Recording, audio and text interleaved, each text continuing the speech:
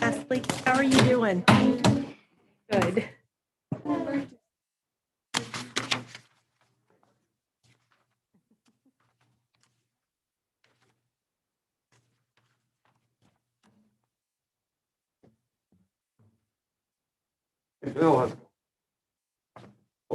Hello.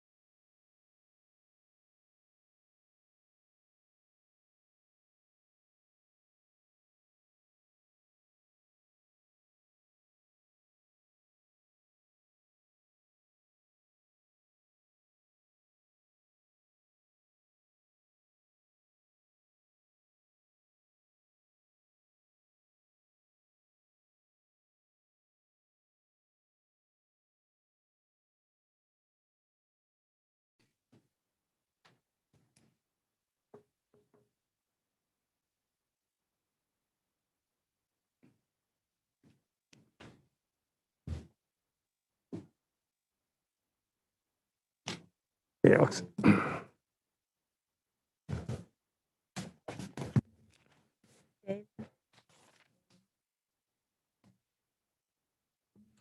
Okay, would you please rise and join me in the pledge? Pledge allegiance to the flag of the United States of America, to the republic for which it stands, one nation, under God, indivisible, with liberty and justice for all. Okay. Well, thank you all for attending tonight's regularly scheduled council meeting. Okay, could you call the roll, please? Dennis, Yes. Harold, Present. Hollenbaugh, Here? Phipps, Here. Robinette, Here. Roland, Here. Zanfordino. Here. Okay. The minutes for our April 5th meeting were distributed prior for your perusal. Do I have, are there any changes necessary to the minutes? Okay, hearing none. Do I have a motion to approve the minutes? So moved. Second.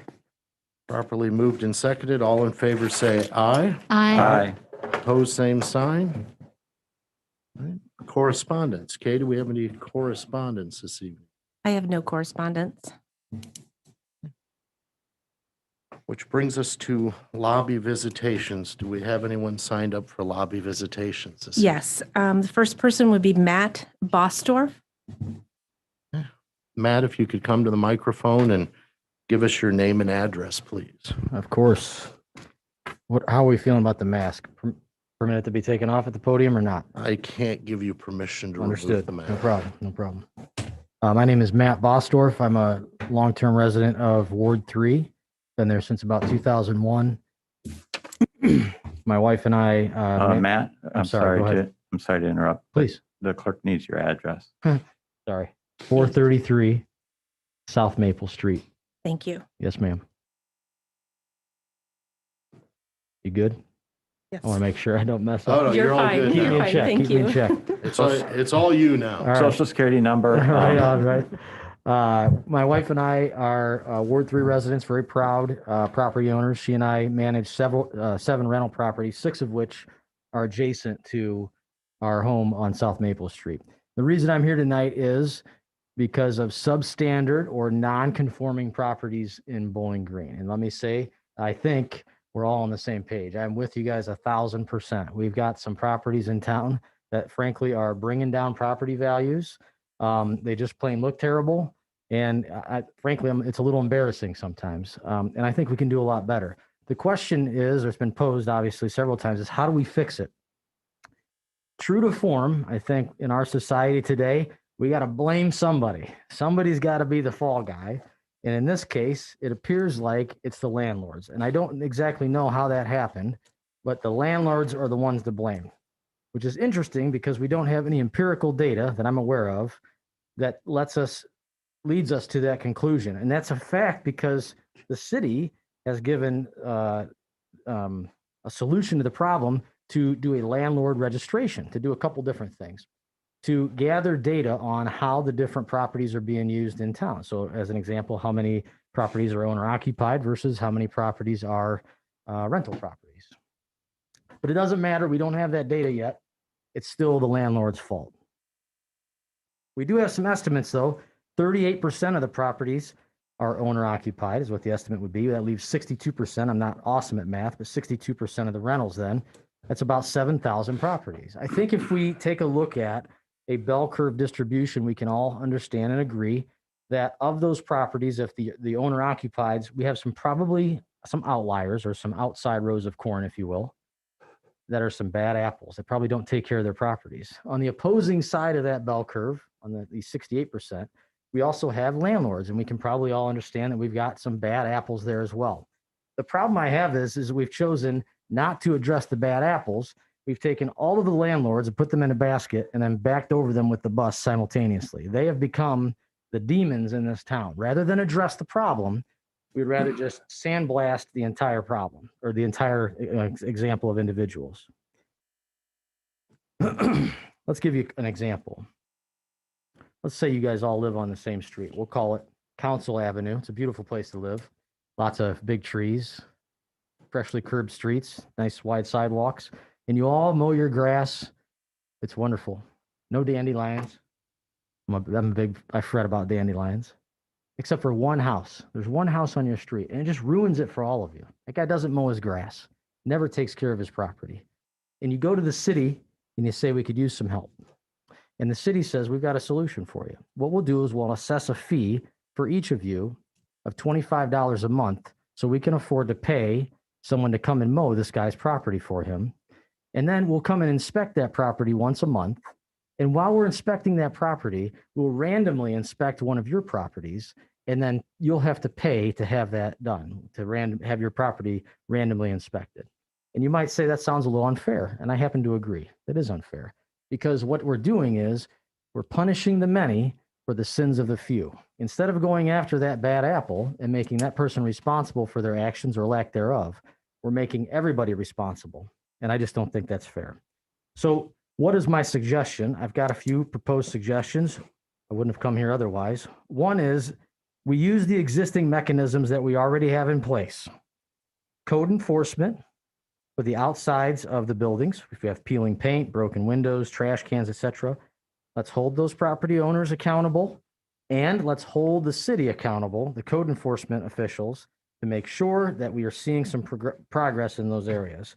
Second, we have the health department that can sort through things that are internal to the properties. I think we have mechanisms in place for safety, sewer leaks, other water leaks, sewer leaks, electrical problems, and so forth. We even have a mechanism in place that says if the landlord isn't fixing those issues, we can call the health department. They'll come in and inspect the property.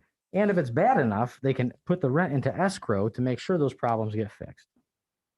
Third, I think we educate the tenants about their rights, if we're going to talk about landlords specifically, and make sure they understand who they need to call to solve whatever problems. What's interesting is that all that exists today, that infrastructure already exists today, we're just not leveraging it fully. And most importantly, we do this on a case-by-case basis. We attack the properties individually. It doesn't matter what neighborhood they're in. It doesn't matter what street they're on. And it doesn't matter if they're owner-occupied or if they're landlord-owned. If it's a rental or owner-occupied, makes no difference. If it's not holding up its end of the bargain, if it's not a good property, it's not a good property, regardless of who owns it or where it's located. Hold that property accountable. It's either conforming or it's not conforming. Now, I will actually, if you promise to keep it between the two of us, I'll concede that it would be easier to do that with landlord registration. So I know that some people may say, well, I'm flipping the script a little bit. I might be able to swallow that pill if that's where it ended. Because even I, as a landlord, can understand if there's a problem at one of my properties, I want to be aware of it. And I think that registration would allow you to do that.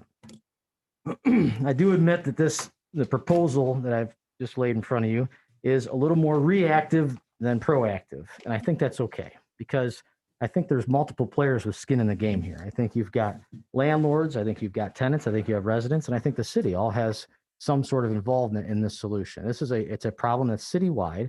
And I think everybody's got some skin in the game, but I think it ought to be a targeted approach to the problem properties. And I suspect, based on the fact that this is such a big deal, that we already know where those properties are. So let's go address those properties. Maybe we put together a list of addresses and give those to the landlords so we can look through them and go, my God, my property's on here. I'd like to get this fixed. If we could provide that list, I think that would be very helpful. If we consider the points as outlined, I think, assuming everyone is accountable, we get what we want by improving the community, and we maintain a healthy relationship between the city and hardworking landlords like myself. Because I think what we're doing right now, my interpretation is, we are driving a wedge between a hardworking person like myself and frankly an industry in town and city officials. And I would prefer that we don't see that happen. Thank you very much for your time. And I want you to know how much I appreciate all of you as public servants. It means a great deal to me. Thank you. All right, thank you very much. Next person is Jamie Sands. And again, if you could state your name and address, please. My name is Jamie Sands, 877 Country Club Drive, Bowling Green, Ohio, 43402. Woo!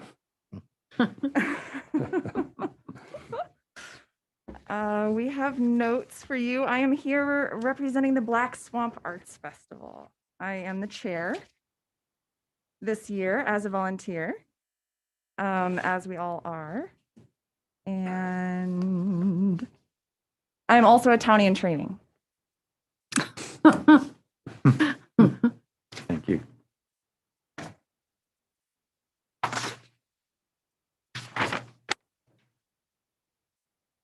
Could I have one too, please? Yeah. Thank you.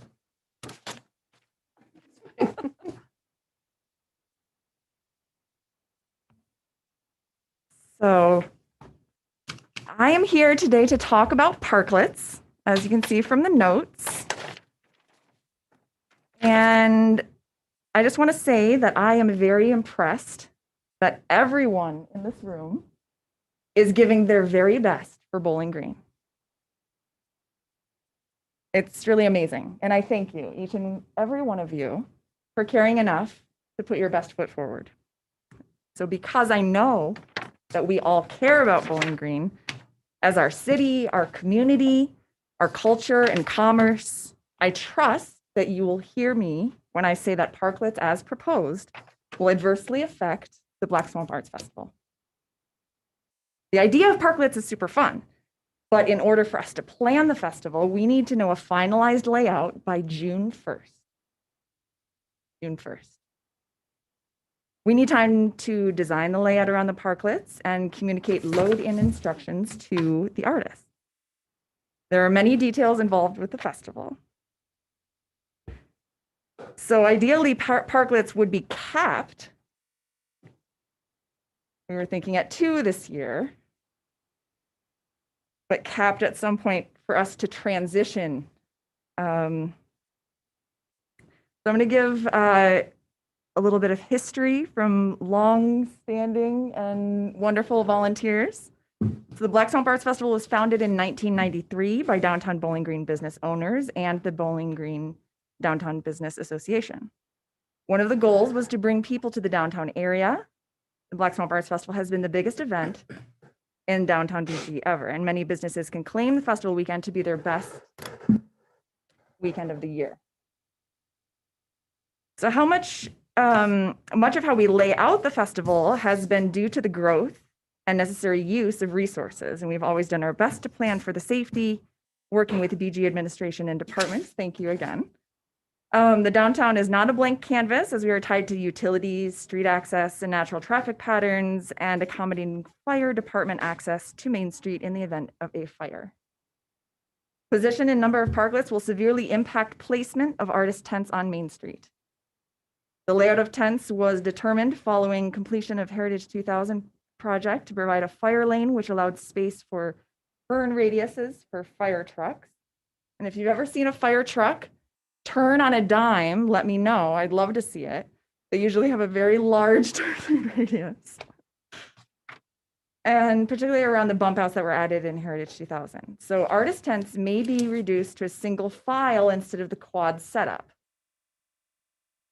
So knowing where parklets will be placed months in advance is crucial to festival layout, artist communication, traffic plans, etc.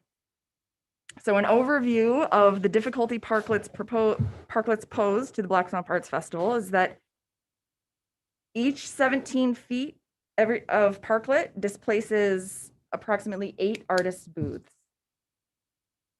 Ohio has new special event guidelines that just came out about 3.5 weeks ago, instructing us to place directional arrows on the ground to direct separate patterns of foot traffic.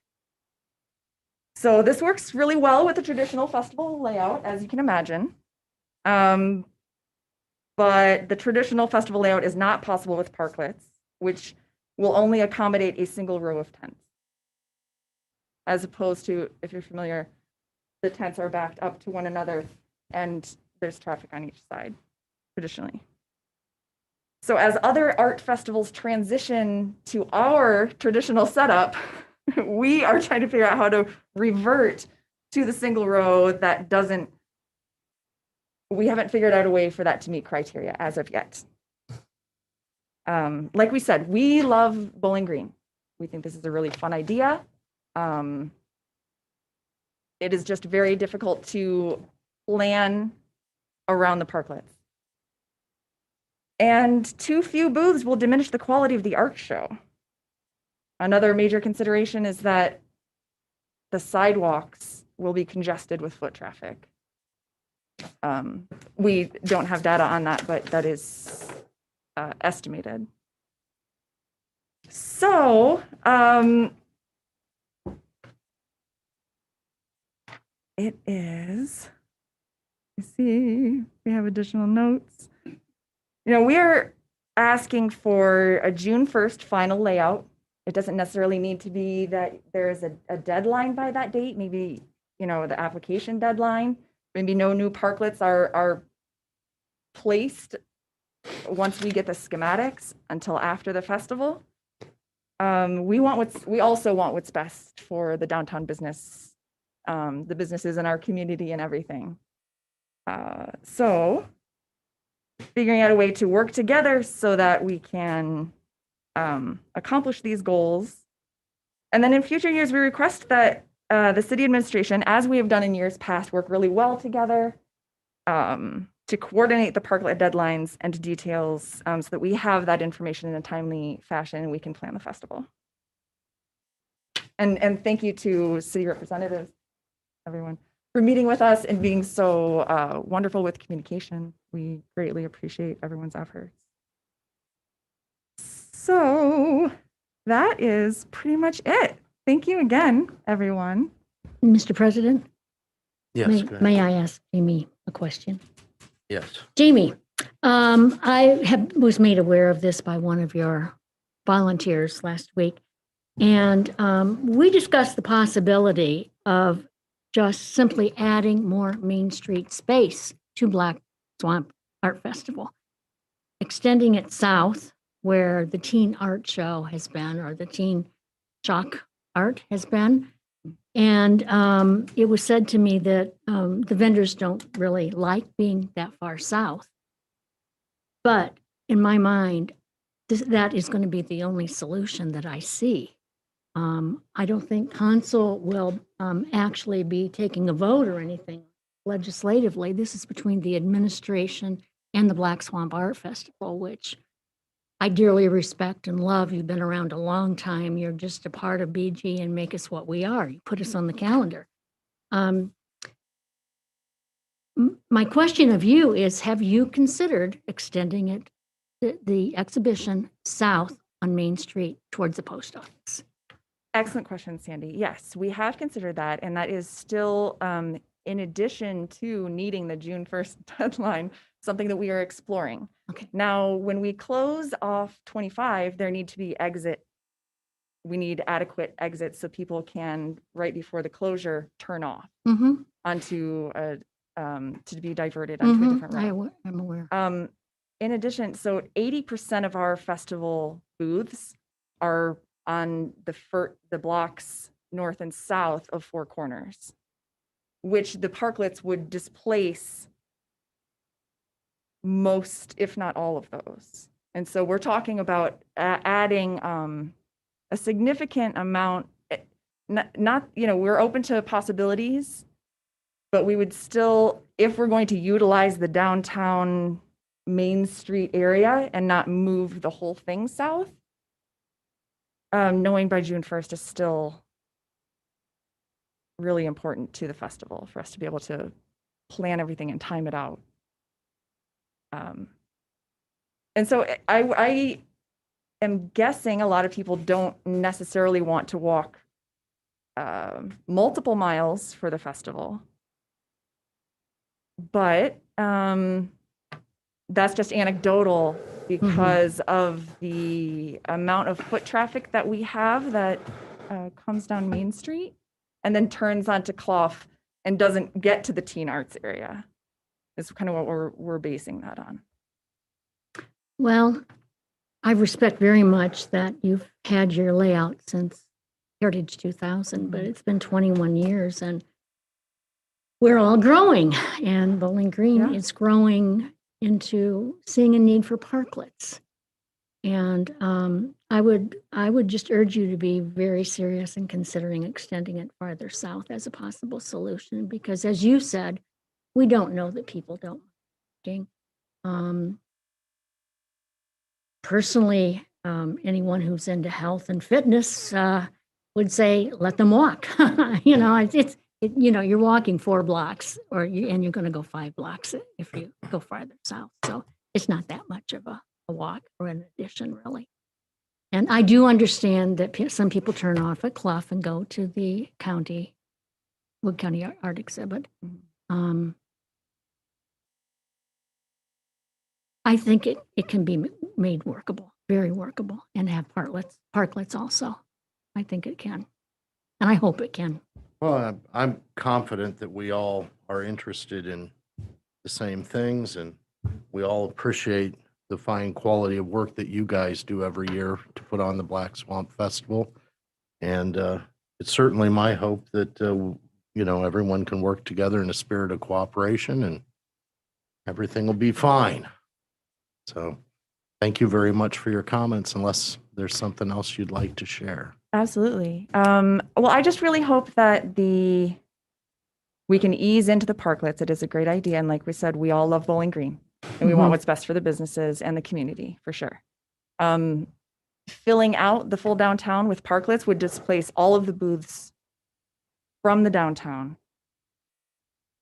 Or at least 80% of the booths would need to move south. So it is a major consideration. So yeah, thank you. We I- appreciate it. And I and we- respect that as a major Yeah. consideration, but Yeah. I don't think that, I don't want to say, I think we'll work in harmony. We will work in harmony. We always have, and Mhm. it will continue.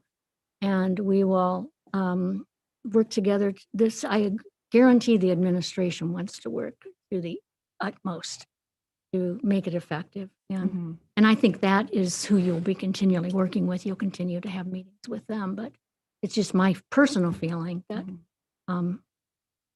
it'll work out and it will be very appropriate and it will be successful, whatever it is you decide. Jamie, just to clarify, Yes. for me, you were clear. I just want to make sure I got it right. That it would be not significantly disruptive if there were 2 or fewer parklets? Is that what you said? Because you said cap it at 2 by June. Or know that the deadline is June 1st for the layout during Black Swamp Arts Festival, and that layout could not significantly impact you if you knew enough ahead of time. That would be 0, 1, or 2 parklets.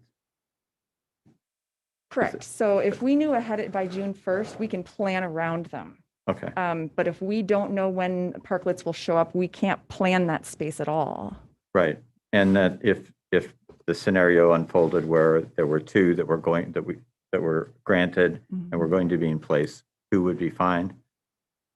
2 would be fine. And it's not that we want to limit businesses or necessarily say there has to be a limit, but certainly every parklet that's added means we cannot have the quad booth space, and we have yet to figure out a one single-sided booth avenue that fits into the health orders, which is why a lot of festivals are transitioning into what we typically have.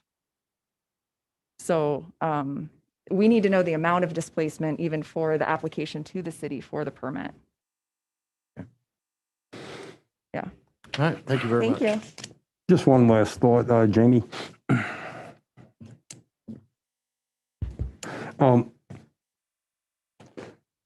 The dilemma for us is we believe parklets is one way to try to save our businesses, Yes. And at the same time, we all recognize the Black Swamp Festival as the coolest weekend of the year in Bowling Green.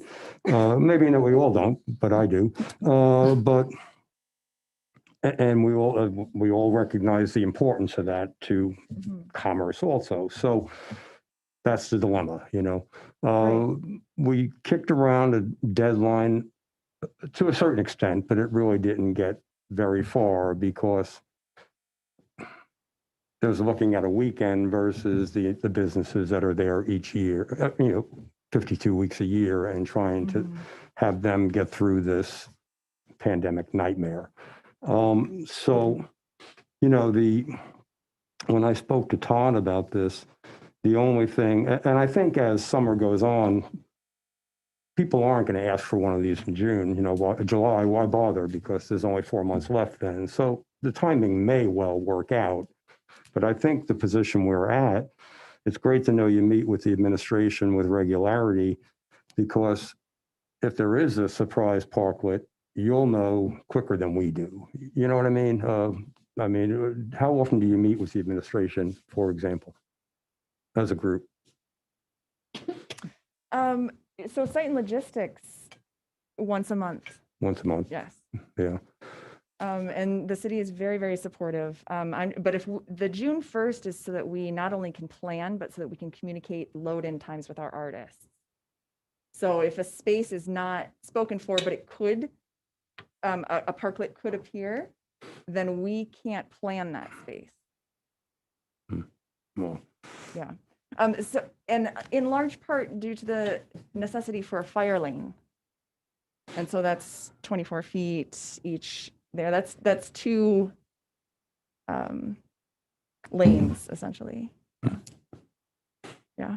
I appreciate the position you're in. And like I said, I so respect and appreciate all the good everyone is doing for Bowling Green. Yes. And so thank you for considering our dilemma difficulty. Thank you for Yes. considering ours. Yeah. All right, thank you very much. Okay, That's it. that's That's it. all. All right, so that brings us to the introduction of new legislation.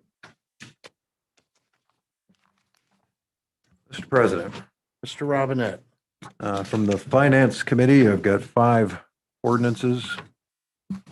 An ordinance providing supplemental appropriations for the current expenses and other expenditures of the city of Bowling Green, Ohio during the fiscal year beginning January 1st, 2021 and ending December 31st, 2021. An ordinance amending and adopting section 30.11 of the codified ordinances of the city of Bowling Green, Ohio concerning compensation for mayor. An ordinance amending section 31.37B of the codified ordinances of the city of Bowling Green, Ohio regarding salary and duties of council persons. An ordinance amending and adopting section 33.01 of the codified ordinances of the city of Bowling Green, Ohio regarding salary schedule established. And an ordinance amending and adopting section 33.18 of the codified ordinances of the city of Bowling Green, Ohio regarding salaried employees not subject to overtime pay. I also have one ordinance from the Committee of the Whole, an ordinance amending and adopting sections of Chapter 30 of the codified ordinances of the city of Bowling Green, Ohio regarding departmental organization. thank you very much. I also have I have 3 ordinances as well. I have an ordinance authorizing the utilities director to enter into a contract or contracts with ACLARA for meter reading equipment and services. Ordinance authorizing utilities director to advertise for bids and enter into a contract or contracts for or participate in the interlocal purchasing system tips for roof replacement at the water pollution control facility. And an ordinance authorizing the utilities director to enter into a contract or contracts with Schweitzer Engineering Laboratories for engineering services, equipment related to electric substation monitoring and communications up.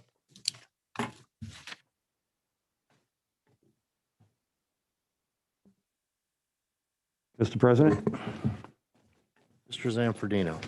from the Community Improvement Committee, we have an ordinance creating and adopting Chapter 121 of the codified ordinances of the city of Bowling Green, Ohio regarding rental dwelling registration. Okay.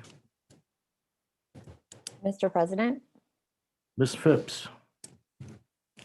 from the Planning, Zoning, and Economic Development Committee, an ordinance amending the zoning district map of the city of Bowling Green for approximately 1.4 acres, generally located at 304 North Church and 316 North Church Street and 305 North Main Street from I-1 institutional and S3 planned institutional zoning to B3 central business district zoning.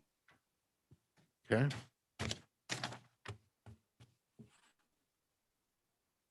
All right, that brings us to official reports. Mr. Mayor?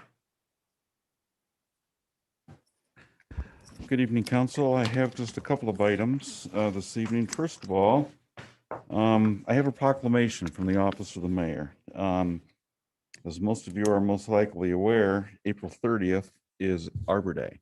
So this is a proclamation that is fairly standard, but it is important because it details the history of the designation of Arbor Day, and it recognizes the value of trees. I think all of us would agree that there is great value in trees when we consider what they give to our community or to in terms of the infrastructure. They're a renewable resource. They help reduce erosion. So trees are good, and I think that we should be proud of our tree landscape here in Bowling Green. I also think that it's important to recognize as part of this proclamation, we are recognizing the fact that the city of Bowling Green has been recognized as Tree City USA for 41 consecutive years. That's something that we should all be proud of. And we should also, I think, take advantage of this opportunity to recognize the efforts of our arborist and his employees that work under the direction of Brian Kraft.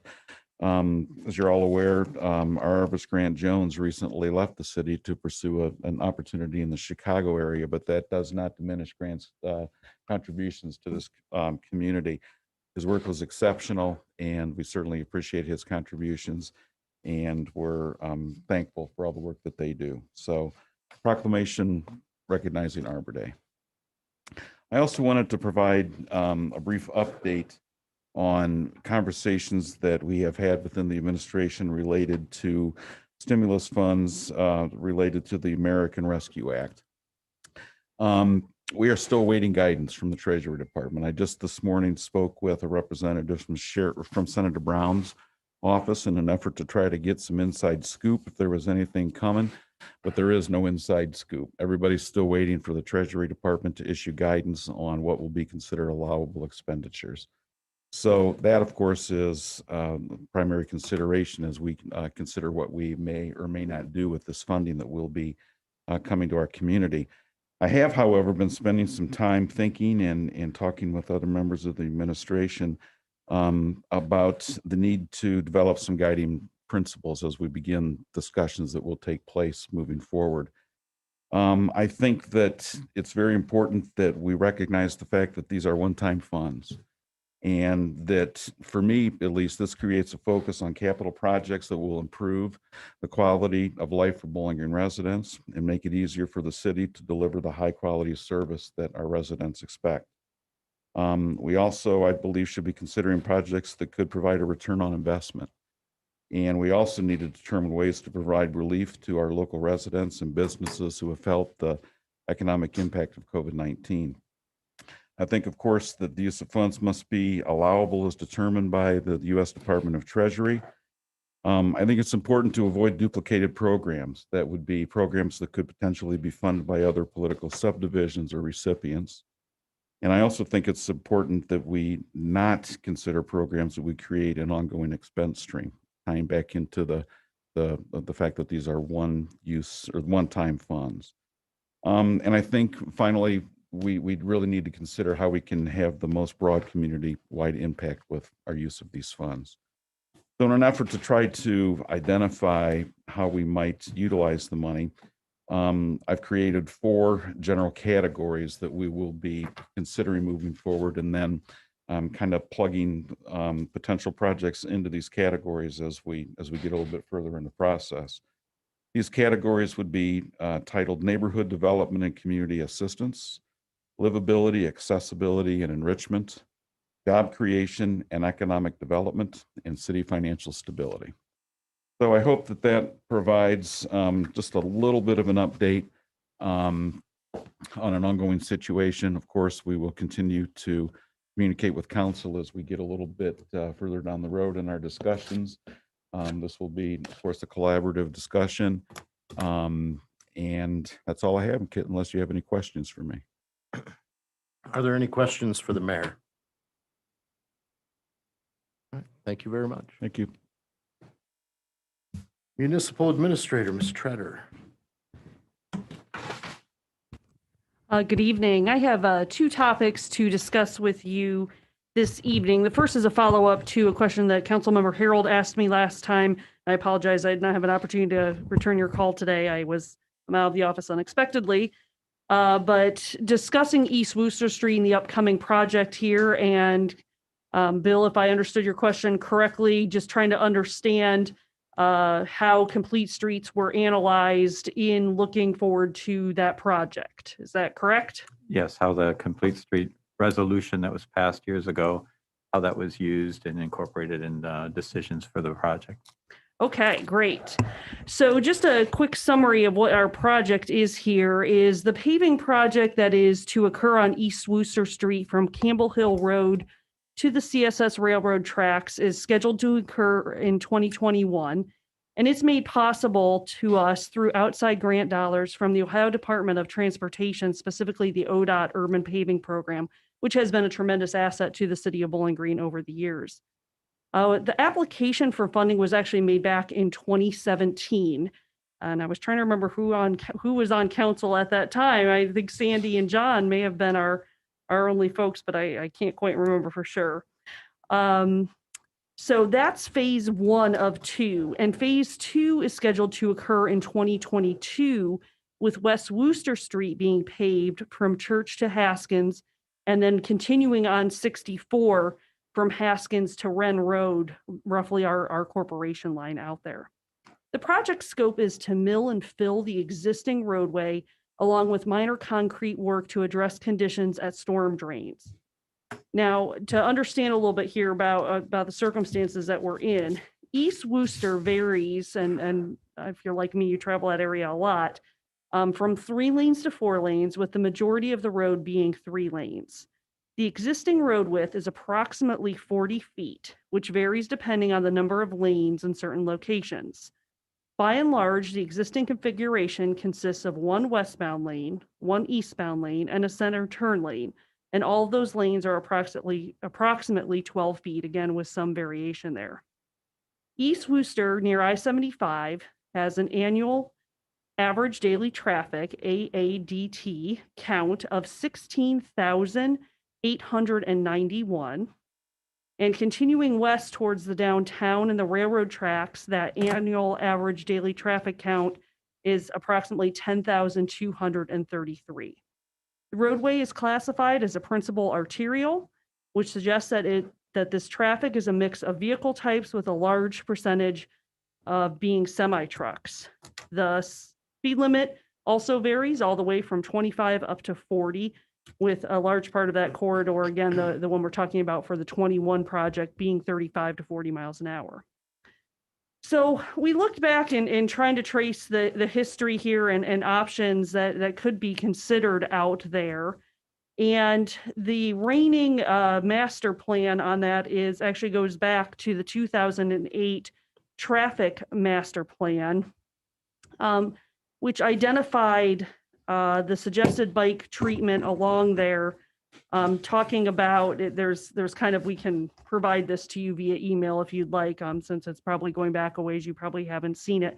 But it talks a lot about safety along the East Worcester Street corridor. And those of you that have been on council and of course lived in this community, which is all of you here for quite a while, you know that safety on East Worcester Street is something you've heard from us over and over again. And of course is something that we all prioritize in sharing this roadway. So the existing configuration of the road would need to be changed, and or the existing lane widths would need to be reduced in order to accommodate an on-street bike lane. The change of current configuration, so really the only realistic thing to do would be to remove that center turn lane and revert it back to conditions that were here before the large East Worcester Street project was completed in the 2000 range. We would not recommend that, as if you recall, the reason the turn lane was put in was for traffic safety, for turning movements, to get cars out of there, to reduce, because at the time when the lane was installed, it was because we had a lot of crashes. We had heavy crash data talking about those rear end crashes that occur when people are stopping and, you know, waiting to make a turn movement. So we would not recommend removing that turn lane. So given the existing road width, the average daily traffic count, the percentage of truck traffic, the classification of the road, and also the recommendations for the 2008 plan, which were part of the guidance that were considered back in 2017 when this application was made. The decision was made to mill and fill the road. If bike lanes are desired on Worcester Street, we would recommend that it be done with a separated side path, multi-use path. Now note that doing so would require a right-of-way acquisition and the moving and relocating of items such as streetlights, traffic signals, the pedestrian hydrant beacons, fire hydrants, etc. So doing that in the time frame when you have the funding for the 21 paving would not be recommended. That's not to say that that could not be explored as a separate project, that and or we do have some other options that we could recommend to council for ways to move east-west bicycle traffic through town, including Court Street, BGSU campus, other areas that have been discussed, but we'll leave that topic for another time and another committee meeting on that. So what we would suggest moving from here is that the project, keeping this road in good shape because of, you heard the high traffic counts. So keeping it in good shape is very important, and having and being able to leverage this funding is really valuable, and everyone benefits, from that roadway being done at this point. So what we would suggest is that the administration continue working with the Bicycle Safety Commission to consolidate the multiple bike treatment maps and options into a consolidated map or maps. And then come back to council perhaps with some options to consider. And I believe this may have been discussed at a previous meeting, but perhaps what council may want to consider, the Community Improvement Committee specifically, is codifying the bicycle treatment map that would reflect future changes. That way, as projects occur, it's codified and it's decided ahead of time. And so that, it's very clear. Now, I do want to note, because it had been asked, about integrating complete streets with ongoing projects. And of course, you see at I-75 across the interchange that has been incorporated there. We are planning South Main Street improvements at this time. There is a separated bike lane along South Main Street being planned as part of that project. Again, you had kind of a similar situation on South Main that you have on Worcester, high traffic counts, existing widths, putting it on street didn't work. So moving it to that off, road area was the preferred mode, and that is what is being proceeded with at this time. So that would be our recommendation from here. So any questions on that before I move on to the organizational changes that were presented as part of your council packet? No, just that, the reports that you spoke of can be made available to council members upon their request. Oh, of course, certainly. Yes. I would like to, will you, Mark? I would like to also add that I was on the committee that advocated for complete streets, and we did a lot of research and a lot of studying. And as much as I don't want to say it, it's obvious that many towns, Bowling Green expressly, is just not laid out to make it work 100%. There's just, and this is a real good example where we have 16,000 vehicles per day on a street. And we want to make space for bicycle traffic on that same street. It just doesn't make sense. So that committee also met often with the Bicycle Safety Commission. And those are the bicyclists that travel every day on their bicycles around town, the members of that commission. And they're working hard to come up with ways to connect East and West Bowling Green, especially when it comes to crossing Main Street. Mm-hmm. And there are alternatives. They're very expensive. We could possibly make Court a bicycle street, but that would be very expensive. We'd have to buy up a lot of right away, relocate sidewalks, etc. But that has been in the making and still is on the table. I mean, it was heavily discussed as a possibility, and the Bicycle Commission is aware. Thank you. And Lori, I just wanted to thank you. That was exactly what I requested. I appreciate the time. Sure. Okay. All right. So David, I think you're going to share my screen now. Okay. All right. Well, Council, this evening you introduced legislation, and we presented you with a lot of legislation affecting the city of Bowling Green as an organization. When we talk about Bowling Green, we're talking about a lot of different things. Of course, we're talking about our shared community here that we all serve and that we work for and where we live and enjoy things. A lot of times, it kind of gets mixed in there, but you do have an actual organization here, just as if you work for a business and you have, bosses and supervisors and a reporting structure and all of those good things. Well, the city of Bowling Green is that as well. We are, I think, about 280 full-time employees with very various seasonal employment levels, as you can imagine. And we hope post-COVID, that means that number is going up, certainly. And so Mayor Osbacher, when he took office, spent a lot of time pre-COVID going around in the organization and really getting to know the people of the organization and what they do. And one of the things that he told each of us and that he has challenged us is to continue self-reflection, self-improvement, looking at better ways to do things. And as we've begun working through things, and David, if you could progress to the next one of the things that really stood out to me is that this is our current organizational chart. And it is a really busy chart. What I think really has occurred over the years is that back in the 70s, when the community decided to adopt a home rule form of government and set up its charter, there were 5 departments written into the charter. And I think you had, your traditional 3 branches of government, of course, with our citizens on top of the organizational chart. You have your judicial branch, you have your legislative branch. And then we here are talking today about the executive branch, who is headed, of course, by our mayor. And the position of municipal administrator is in the, briefly in the charter here. And I think those 5 departments were housed under there. Well, of course, much like the community, we've grown and we've changed a lot since the 70s. And things were added. Sometimes they worked out really well where they were added and how they were added. At other times, I think it wasn't known quite where to put a position. So we just went ahead and made a line off of there. Again, maybe that worked. In the scenario, we could, magically transport ourselves back to 1991 and all those things would be clear, and we won't go through why they all occurred. But again, in meeting Mayor Osbacher's challenge and also looking at our organization and how we're functioning and thinking about how can we function differently? How can we function better? Because we all want to get better always, right?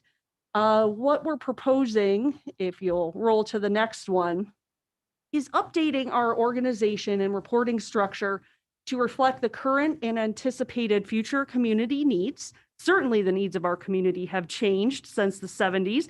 We want to also change with them and be as responsive as we can be.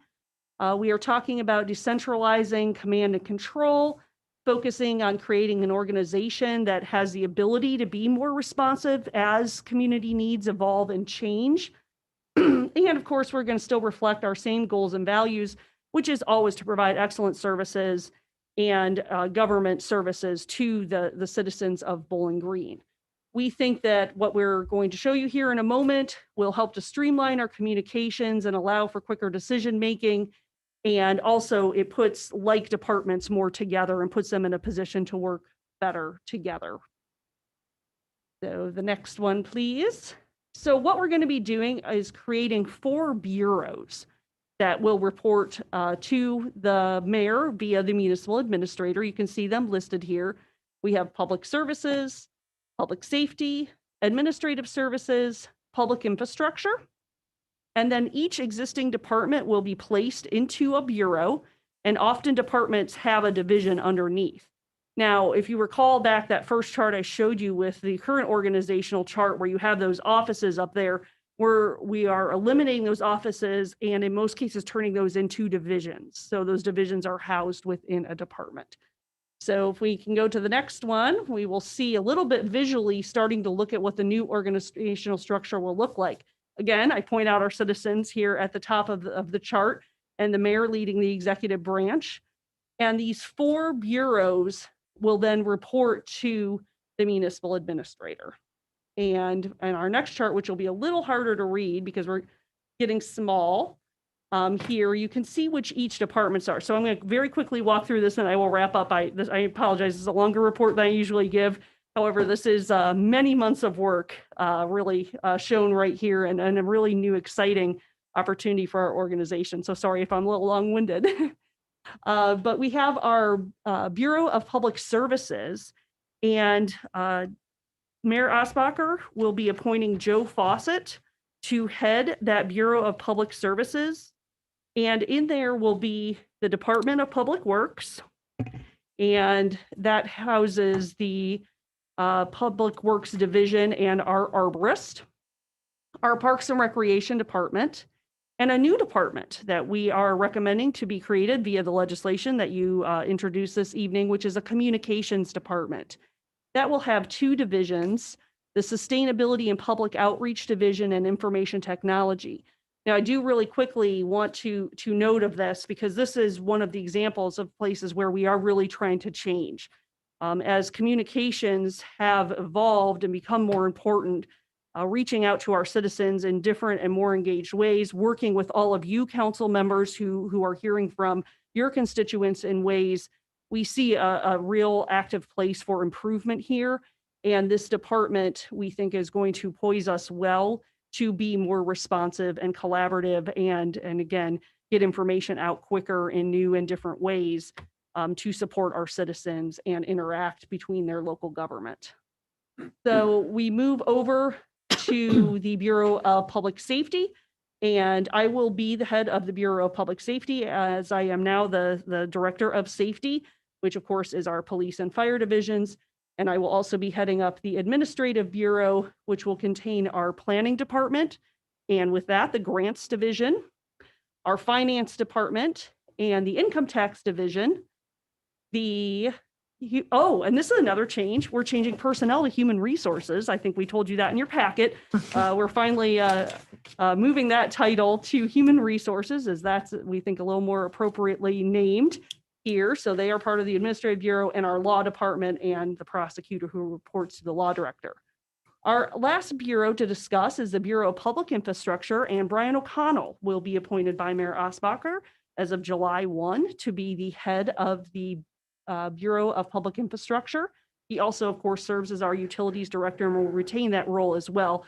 If you note in the codified ordinances, there are several references to the Director of Utilities.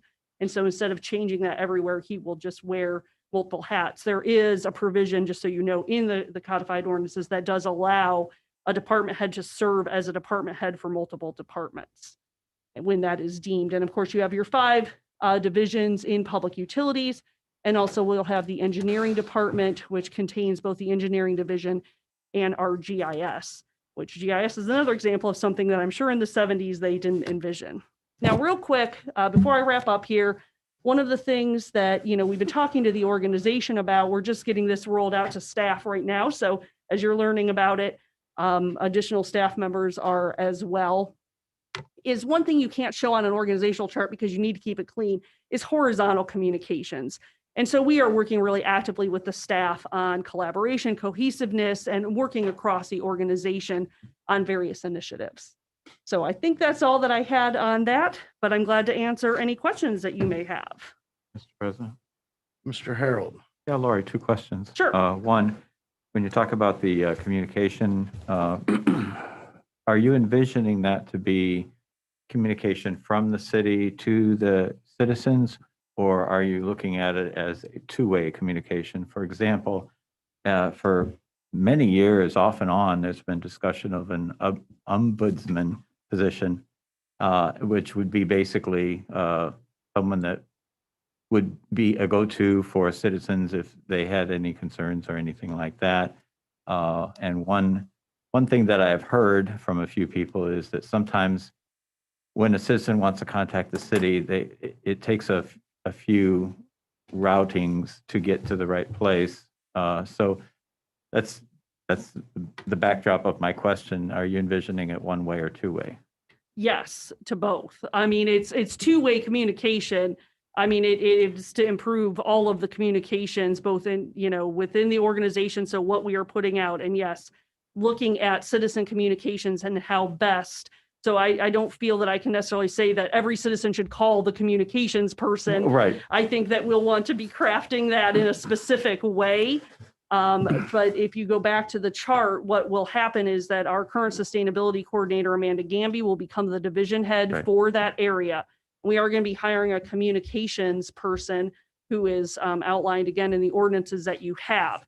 One of his or her primary duties in starting the job will be looking at that in totality, again, hearing that feedback, that you're giving. So what is the best way, to set that up? I don't want to get premature and say, oh, yes, that will be the ombuds person de facto, because, again, when people need to call 911, they need to call 911 and so forth. But that is something that he or she will be analyzing to find out the best way to do that. Yeah, I wasn't saying anything about a solution, just whether the vision for the position is to communicate to the citizens and to receive communication from citizens. Yes. That was the impetus for that. And the second question, when I looked through the legislation, I did not see a assistant municipal administrator position. Is that eliminated?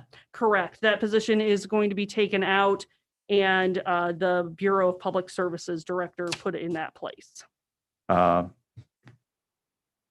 My thinking, of course, I wasn't in these conversations, and I think it's a positive development, is that it would be beneficial, knowing the amount of work that you put in, it would be beneficial to have someone either formally in the position, maybe with Joe wearing multiple hats like Brian will and how you do, but to still have an understanding that if there's something to be offloaded that's specifically municipal administrator type work, that would be an overflow for you. The job description for the Bureau of Public Services director is having that person still serve as the acting municipal administrator in the absence of the municipal administrator. In terms of our workflow, in working with Mayor Osbacher, the way we're setting this up is that, again, by having the 4 bureaus, that work is going to be shared, across the bureaus in a different way. So again, we're still operationalizing all of that, but certainly, I understand your point, and yes, I'm needing to protect that. The municipal administrator's position has 14 direct reports, which is just that span of control is a lot for any one position. So this is helping, to even that out a little bit more. And so we're confident in doing this work in our internal structure, to work at our division of labor. Okay, thank you. Are there any other questions for Ms. Treader on this?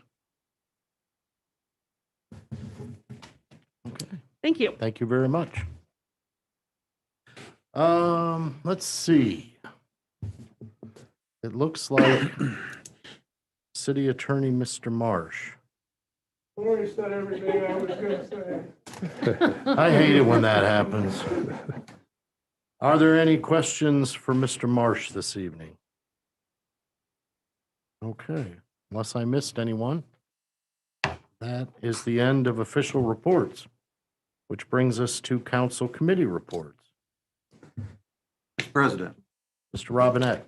I'd like to schedule a meeting of the Finance Committee for May 17th, second meeting in May at 6 p.m. for the purposes of receiving a quarterly report in the same manner that we have for the past 4 or 5 quarters.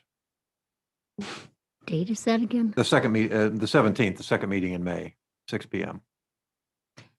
And it should be short enough that it'll accommodate the Public hearing. the public hearing at 6:45. These meetings haven't gone over half an hour yet, so. Okay.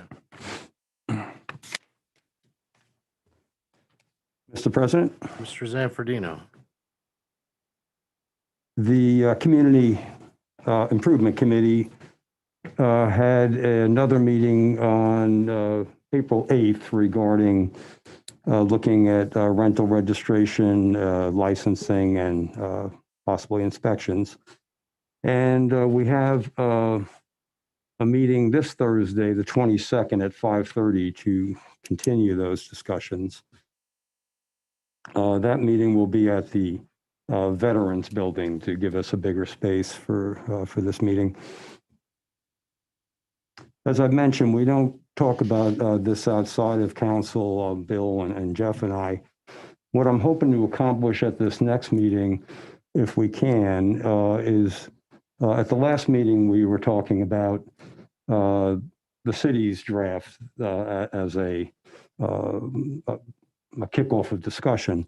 And there was issues such as uh, that we're discussing having a checklist from landlords, the aspects we've been discussing is, should they be signed by tenants? I think we should resolve that this week definitively. And at the end of the last meeting, we had quite a range of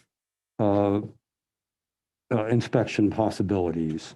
We all seem to have some desire to have a degree of inspections added to the largely self inspection that is in the draft.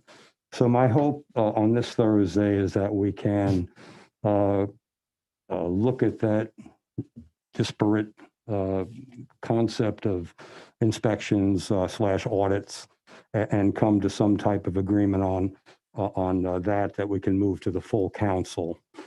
If we achieve that, and since that meeting, Councilman Dennis has worked on his proposal and created yet another ordinance to consider. So I think on Thursday we should look at Jeff's work, of course, and what we've been looking at, and reach something, an agreement that we can move to the full council.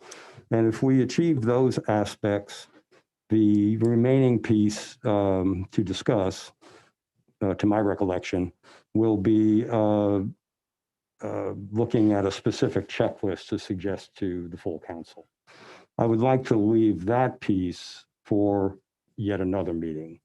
So I know I've said in the past I was hoping the 22nd would do it, but I just don't think we're going to get through all those pieces this Thursday.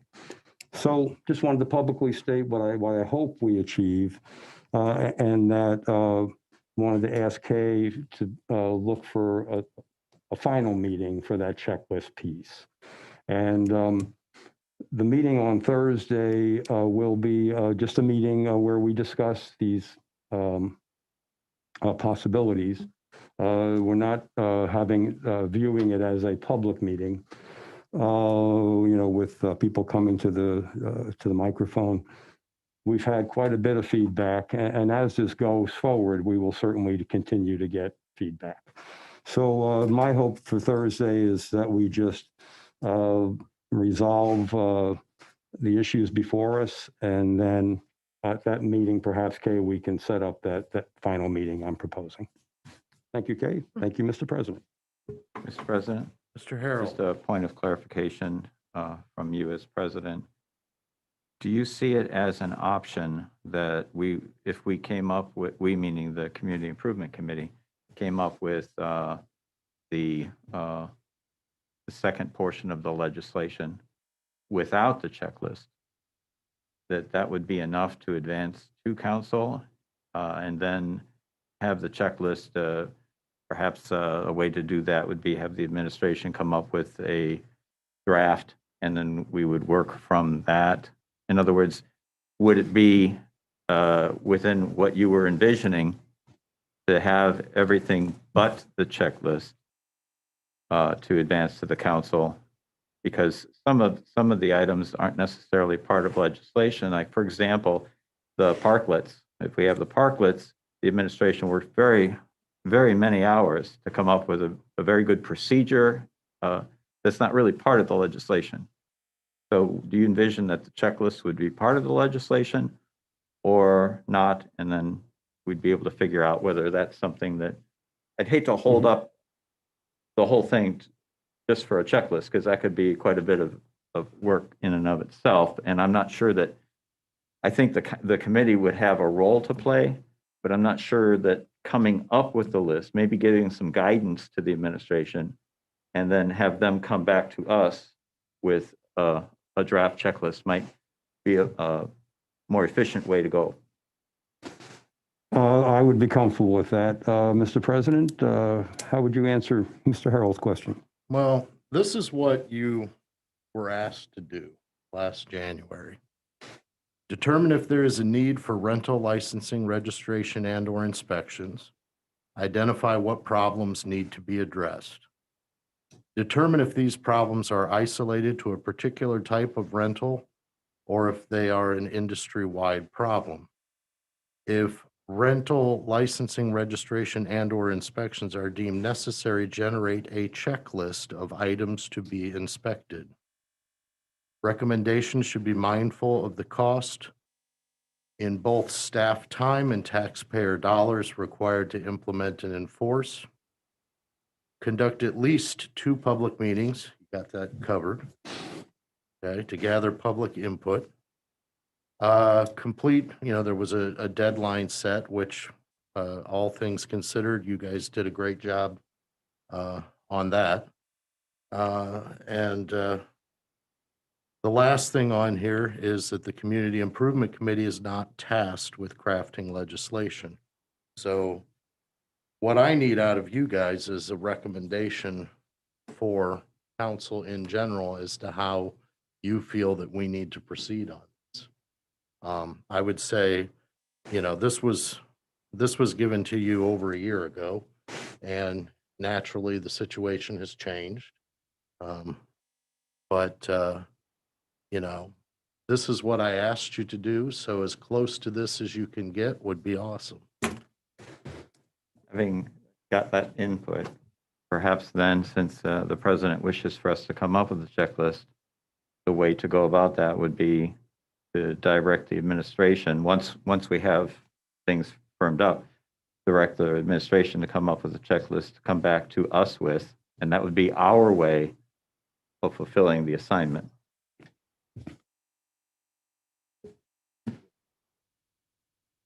Just a reminder that the committee has been presented with a draft copy of a checklist for a self-inspection form that I think could prove as a basis for the upcoming discussion. Oh, thank you, Mr. Mayor. I thought that since it's been about a year, I wasn't quite certain. What I would like to do, Bill, since we've been given a few excellent checklists by some landlords in town and the draft from the administration, I think in one meeting we can address that sufficiently. And then, I don't think we need to have 6 meetings about it. So I think we should fulfill the assignment as given to us. So if we'll pick another date on Thursday, Kay, and what we can do is outside the meeting, share the checklist that we are contemplating so that that meeting can go as smoothly as possible. Thank you, Bill. Thank you, Mr. President. All right, are there any other council committee reports? Yeah, Mr. President, Mr. Dennis? I would like to please, if possible, schedule a meeting of the Sustainability Committee on Monday, May 3rd. Do we have anything on May 3rd? No, we don't. Okay. What time would you like to schedule? 6 o'clock, please. I would like the purpose of that meeting to begin discussions on what a climate action plan would look like for the city of Bowling Green. I don't anticipate any legislation coming out of that, but. Okay, Sustainability Committee meeting on May 3rd, was that what it was? Yes, please. At 6 o'clock. All right, are there any other council committee reports this evening? Brings us to the reading of legislation. Legislation for first reading. Ordinance number 8919 for first reading. Ordinance providing supplemental appropriations for the current expenses and other expenditures of the city of Bowling Green, Ohio during the fiscal year beginning January 1, 2021 and ending December 31, 2021. Mr. President, Mr. Robinette. I move to suspend the rules and give ordinance 8919 its second and third readings. Second. Okay, properly moved and seconded. Kay, could you call the roll? Harold, Yes. Collenbaugh, Yes. Phipps, Yes. Robinette, Yes. Roland, Yes. Zanfordino, Yes. Dennis. Yes. Okay, the rules are suspended for ordinance 8919. Ordinance number 8919 for second and third reading. Ordinance providing supplemental appropriations for the current expenses and other expenditures of the City of Bowling Green, Ohio during the fiscal year beginning January 1, 2021 and ending December 31, 2021. Mr. President, Mr. Robinette, I move to adopt ordinance 8919. Second? properly moved and seconded. Is there any discussion? Okay, hearing none. Kay? Hollenbaugh, Yes. Phipps, Yes. Robinette, Yes. Roland, Yes. Zanfordino, Yes. Dennis, Yes. Harold. Yes. Okay, so ordinance 8919 is adopted. Ordinance number 8920 for first reading, ordinance amending and adopting sections of Chapter 30 of the codified ordinances of the City of Bowling Green, Ohio regarding departmental organization. Mr. President, Mr. Harold. regarding this, I guess I would like us to begin pondering if there is any need to change the official reports, since we'll be organized a bit differently, whether it would still have these components or whether that would be somehow changed. And the administration may have some suggestions on that. Okay, thank you very much. Ordinance number 8921 for first reading. Ordinance amending and adopting section 30.11 of the codified ordinances of the City of Bowling Green, Ohio concerning compensation for the mayor. Ordinance number 8922 for first reading. Ordinance amending section 31.37B of the codified ordinances of the City of Bowling Green, Ohio regarding salary and duties of councilpersons. Ordinance number 8923 for first reading. Ordinance amending and adopting section 33.01 of the codified ordinances of the City of Bowling Green, Ohio regarding salary schedule established. Mr. President? Mr. Harold. Concerning this, the legislation itself makes multiple references to being paid biweekly. Would this be an opportunity, and perhaps you've already investigated it, to perhaps change the pay from biweekly to twice a month and eliminate the catch-up that we generally go through? It's a very good question. That has been a topic of discussion throughout this process. It's a very lengthy process, I found, to address that, involving negotiations with all of our bargaining groups. I can tell you, though, that this will be a subject that we will pursue further. I'm thinking that perhaps we could do this initially with a smaller group of employees in an effort to develop a system that could function, and then it would be possibly implemented more broadly as time goes on. But very good question. I share that same concern, and we're looking into it. Great, thank you. All right, thanks. Okay. Ordinance number 8924 for first reading. Ordinance amending and adopting section 33.18 of the codified ordinances of the City of Bowling Green, Ohio regarding salaried employees not subject to overtime pay. Ordinance number 8925 for first reading. Ordinance authorizing the Utilities Director to enter into a contract or contracts with Aclara for meter reading equipment and services. Ordinance number 8926 for first reading. Ordinance authorizing the Utilities Director to advertise for bids and enter into a contract or contracts or participate in the interlocal purchasing system for roof replacement at the Water Pollution Control Facility. Ordinance number 8927 for first reading. Ordinance authorizing the Utilities Director to enter into a contract or contracts with Schweitzer Engineering Laboratories for engineering services and equipment related to electric substation monitoring and communications upgrade.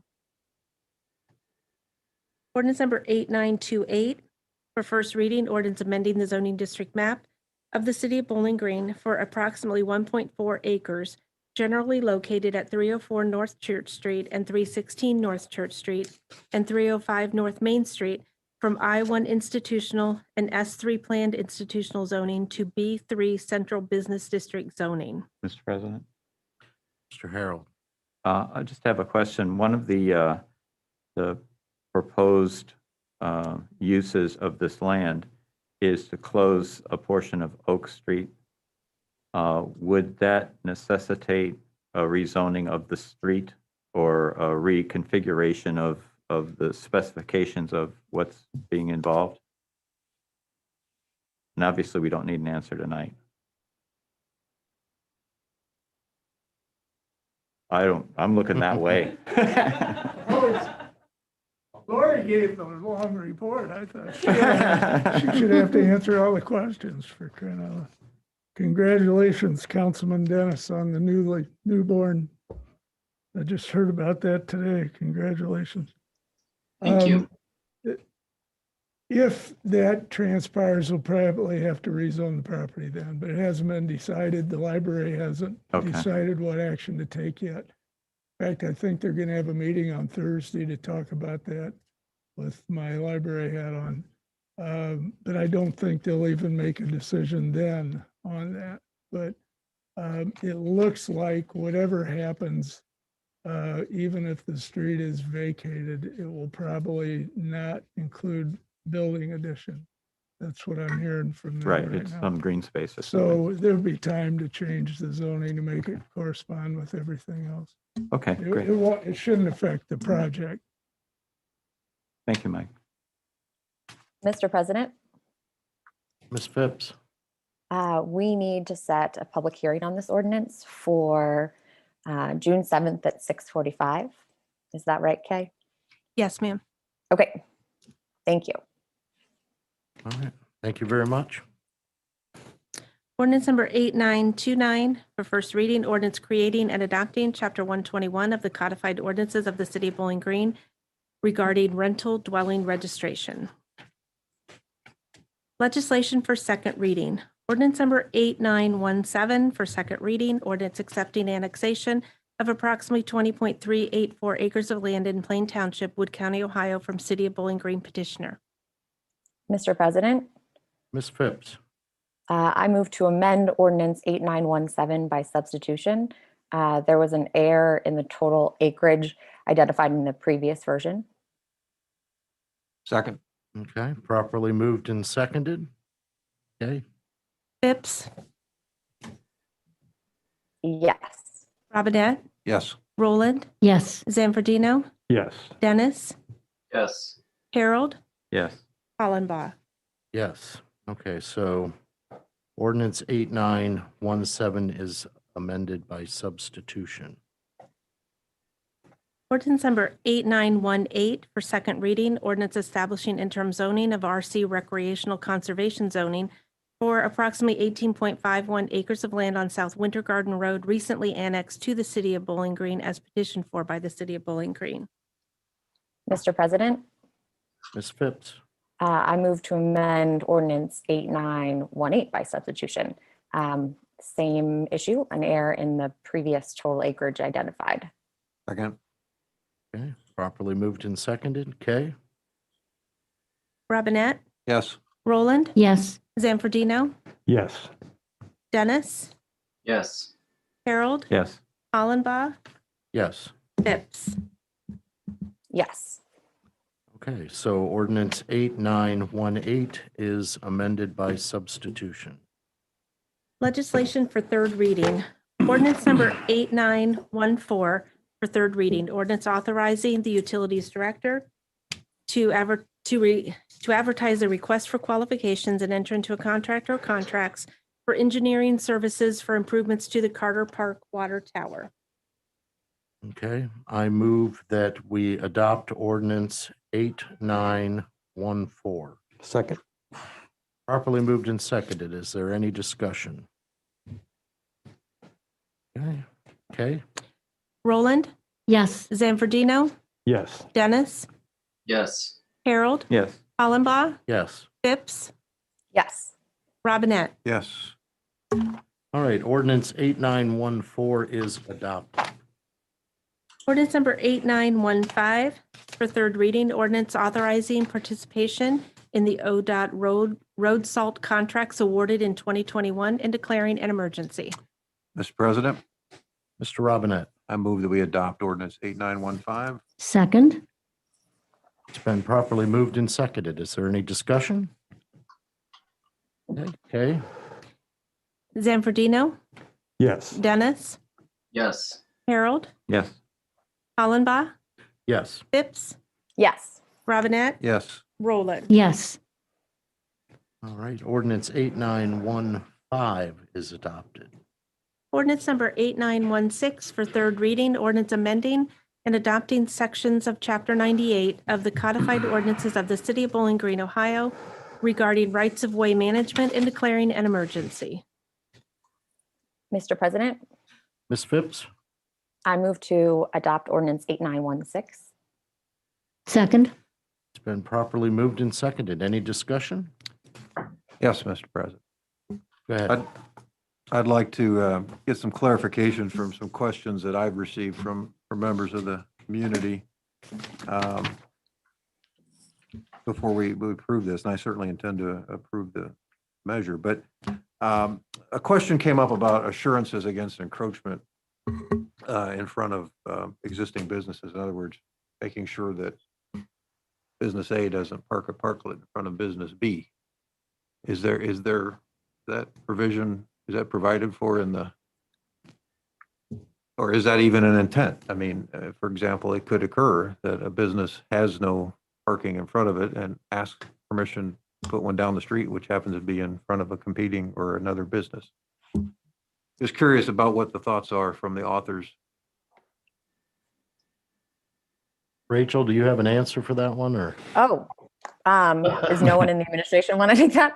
I mean, so I think, Greg, so communities I looked at, different communities handled this in different ways. So we could require that neighbor sign that they are okay with the parklet sponsor putting in a parklet in front of those two businesses. We could, some communities take it through the planning commission. I mean, it was my hope, and I think, you and I talked about this last summer, Greg, that in these COVID times, that we would get a couple of these in and really kind of bend over backwards to help businesses. But in the future, I mean, so it's my preference that this summer we really make it as easy and streamlined as possible to get a couple of these in. But I think we should continue that conversation, and it would be very easy to put in a requirement like a letter from both neighbors saying that they're okay with a parklet in the future. But this summer, I to my knowledge, they're not in the current regulations the administration has drafted, and I'd really like to see us try a couple of these things and make it as easy as possible. So, Right, no, I fully understand that. The question, I actually got it from two different businesses under two different circumstances. One is a non-restaurant who wants to make sure that their spaces stay free in front of their store, and the other was a restaurant that perhaps has another restaurant adjacent and was concerned about competing for the opportunity for limited parking spaces for the parklets. And so the question really is, do we have a mechanism? And the answer, I think you've answered the question, that no, right now there is no mechanism to prevent that. So I would suggest that in the controls or in the application process, perhaps we need to make sure that no one has a parklet forced in front of their business without their permission. Now, granted, I get it. Folks may say, sure, that's great. Greg, my thought is that that can be part of some of the operational details that we will discover moving forward. I also point out that as Rachel and Jeff have worked with community partners to develop the parklets that are going to be implemented this year, they've been involved to a great degree with Tony Vetter representing the Central Business District. And I have thought that perhaps his office is a way to communicate these conversations moving forward. And of course, I would think that there is possible that part of the permit process could involve a discussion such as you have raised. But I think that certainly we have asked that question, and I think that we'll address it as we move forward. Well, I think if it's in the permitting process, that'd be adequate in my opinion, but as long as it's addressed. So that was a question from the citizen. The other, Mr. President, I got a question. Well, I'll go ahead and ask it because I couldn't answer it, and that is dealing with food trucks. Does this, I guess the question, as best I understand it from the asker, is that do food trucks play into this at all? For example, if a food truck's parked can a food truck somehow sitting on a spot? No, food trucks are Okay. specifically regulated and They can't put a parklet. I didn't think that was the answer, but I had to ask it. It was asked of me, so thank you. So I did have another question, if I could, kind of piggybacking off of that. I mean, if we start to get into a situation where businesses need permission from their neighbor, so if you've got three businesses and the business in the middle is not in favor of, using the space for public gathering, does that then, would we be preventing each business on either side from, I mean, how would that look practically? Is that what we're describing?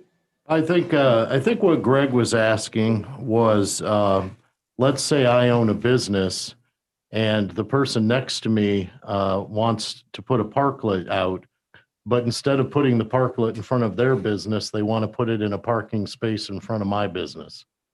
Is that what you were? Yeah, that's the question that was posed to me, or the two, or the rule of two, and they take up both. But the point, yes, you summarized it correctly, and I don't think the situation you're describing, Jeff, is what the citizen who asked me the question was concerned about. Well, They didn't want their front door blocked without their permission.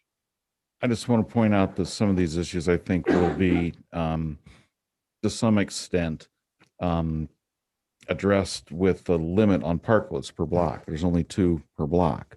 So I think that, the situation that you suggest, Jeff, maybe will be dealt with that issue. But again, these are operational details. I think that we can refine the permit process to address these concerns as they come up. Mr. Mayor, while you're there, just to refresh my memory, when you say 2 per block, is that per side? Yes. Okay, so there could be 4 conceivably on a block then. Correct. Okay, thank you.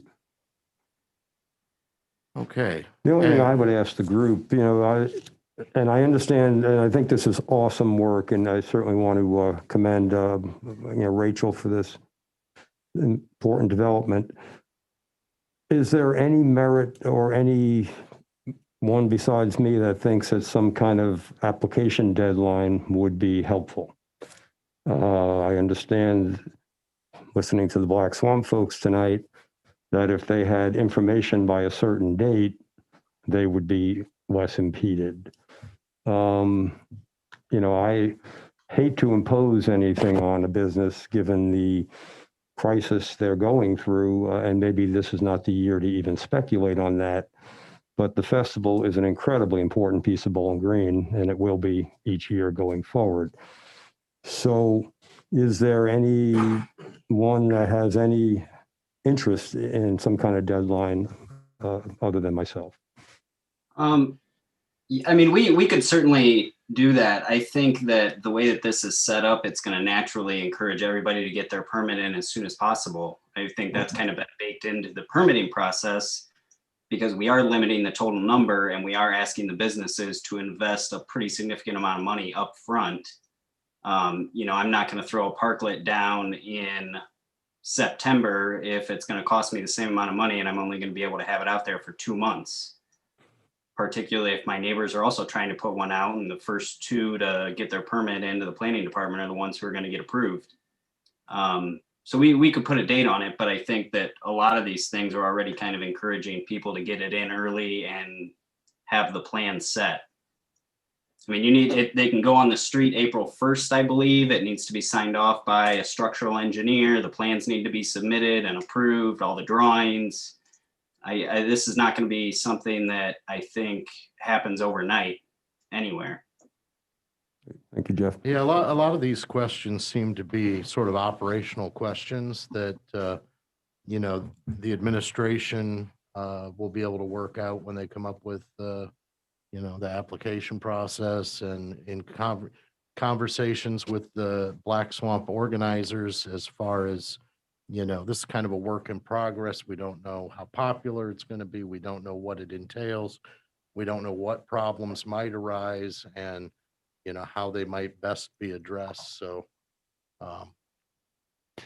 Well, it seemed, Mr. President, too, that one solution might be, especially if and I think we are concerned about providing the certainty the Black Swamp needs, that the permitting process could simply include the provision that any application that comes in after whatever date, June 1st, or back it off, includes a provision that they can't have it out during the Black Swamp if it's going to interfere with their already established plan. It could be just if someone comes in late to the game, the rules are changed. They have to accommodate the Black Swamp. Black Swamp comes first. So I don't think and I think that could happen during the permitting process. You don't say no, you say yes, but you have to accommodate the Black Swamp. Well, I think it is important that we're also recognizing that these have been shown to increase revenue and foot traffic by up to 20% on average. And that's going to be 7 months out of the year. So I do think we really need to be careful about how we're balancing this. It absolutely needs to work for Black Swamp, but I don't think we need, we need to really focus on balancing it, I think, very carefully. Mr. President, I would agree with Jeff that we need to balance it. But there's a couple different points floating around here. One is, yes, it is part of the operationalizing of this is something that the administration has worked very hard on, and they've come up with a pretty workable game plan and document. But it is not outside our purview to give guidance, because especially since we've gotten feedback from the community, specifically Black Swamp Arts Festival. So it's not outside of our responsibility to give some directive to the administration. We already have the legislation. And so I think for this year, since there's so many moving parts, and it's the first time, I mean, it's a great effort, but to say to direct the administration that for this year, there should be no parklet during Black Swamp Arts Festival, and including the day before and the day after, because of setup, that is not approved after June 1st. And that gives the Black Swamp Arts Festival, it does the balance like Jeff mentioned, it gives the Black Swamp Arts Festival time to plan. I would go further and limit it to the 2 that they suggested, but I have a feeling that wouldn't get by the rest of council. But we do need to balance it, and taking into account that this is the first year for it, we want to make, there's nothing wrong with easing into it. And so for me, I imagine a motion that if there are any applications that come in after June 1st, that they cannot have the parklet in place during the Black Swamp Arts Festival for this year. Are you changing the legislation? Not at all. I'm giving it's a motion to direct the administration in setting up their process so they can have guidance on doing that. I would second that motion. Okay. Any further discussion on this? I'd like to hear from the administration, how they planned it. I mean, they've been working on this. Well, this is a motion by Councilman Harold to inform administration that we don't want any parklets that go up after June 1st to be in place during the Black Swamp Week. That where they're approved by June 1st. Right. Yeah. And it's been motioned and seconded, so we need to vote on it. I would be interested in what the mayor has to say, unless it's, of course, contrary to what I want. Well, I really don't have much to say, quite honestly. I think kind of where we're at is this. It was suggested last year that parklets would be something that we could consider to support our downtown businesses. The administration was asked to basically assess the possibilities and create some operational details that could result in the legislation that is in front of you today. We've done that. So, the permit process has been established. Of course, it's a working process. It's not part of the legislation, so we can be amended easily.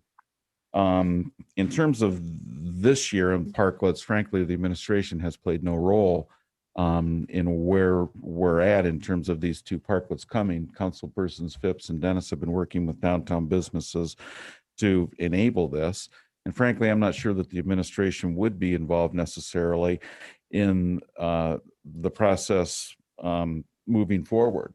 We've created the operational details. We have a review process. If a permit is made, it will be reviewed and approved. So where we're at this year, I don't think that I've not heard anything, and maybe Rachel and Jeff can help me here, but I've not heard discussion of any other parklets this year, with the exception of these two. I've not heard of any other businesses that have really expressed an interest in doing one this year. I kind of feel like these two that we're talking about is the extent of what we're going to be dealing with in 2021. Moving forward, if there's interest in council to ask the administration for a recommendation addressing the concerns of Black Swamp and a potential application deadline, that's something that we can consider. Mr. Mayor, there is at least one other business considering it. Okay. So There- that matters. About half a dozen. I'm sorry, what? There are quite a few. There are quite a few businesses that have expressed interest, I think. And you know whether the degree of interest, I guess, would vary, but I think there's been a lot of positive feedback from business owners downtown. Well, positive feedback and making that investment in this environment, I think, are two different things. And that's what I have heard from a number of downtown businesses that I've talked to, that yes, they're intrigued by the prospect, but they're also concerned with the investment that would be required. And frankly, I've been told by a number of people that are interested, they're not going to do it this year. So that's where I came up with my comment about what I know at this point. Rachel, please. I just wonder, I mean, I don't have an issue really with what Bill has proposed, except that I wonder about the June 1st deadline being for approval. I mean, the Heather Saylor Planning Department, they've never looked at one of these before. There's going to be, and I just wonder how long it's going to take to get one of those across the finish line. And so I mean, I think what I kind of heard Jamie say is that they just need to know how many are on the horizon. So I think application by June 1st would be more reasonable than approval, because I just don't think that we know how long approval is going to take. I would be more comfortable with what the group decides there if we're talking application and not approval. Well, I think my motion wasn't specific on whether it was approval or application. I don't have a problem with it being approval or application, assuming, and it's an assumption, that most of the ones that are applied, they would follow through on. That's a guess, but I think your point's well taken, Rachel, that we don't know how long the approval process would be.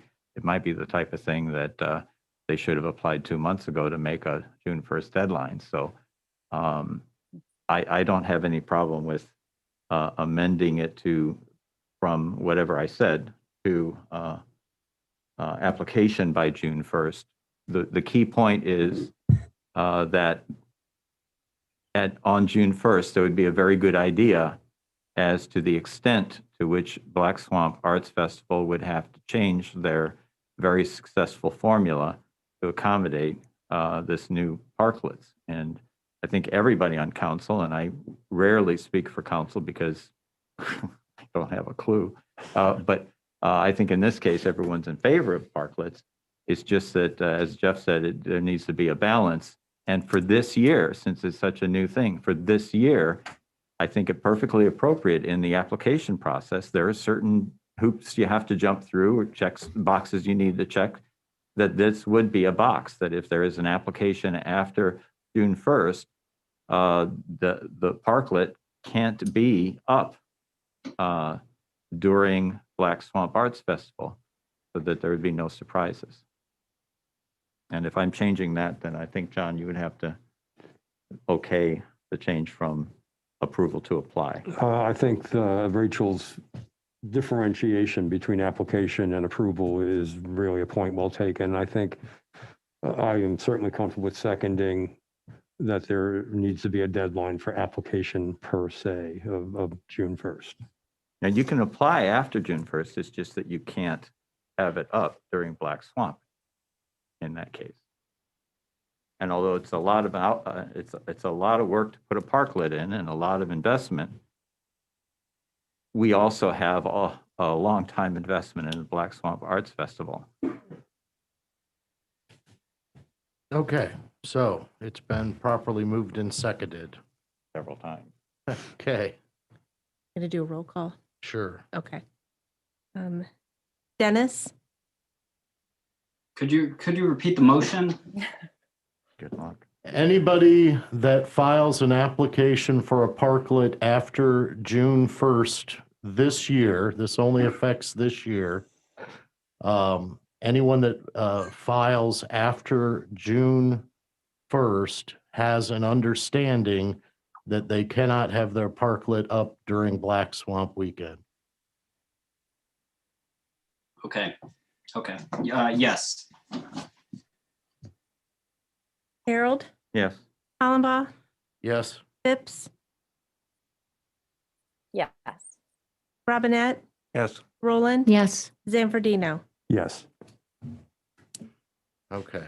So I'm not sure what the weight of that is. That's not an amendment to the ordinance. That's Correct. correct. It's a directive to the administration. Okay. Well, it passed. It did. Do you want me to call the roll on the actual motion? That'd To be adopt? great. Okay. Harold, Yes. Hollenbaugh, Sure. Phipps, Yes.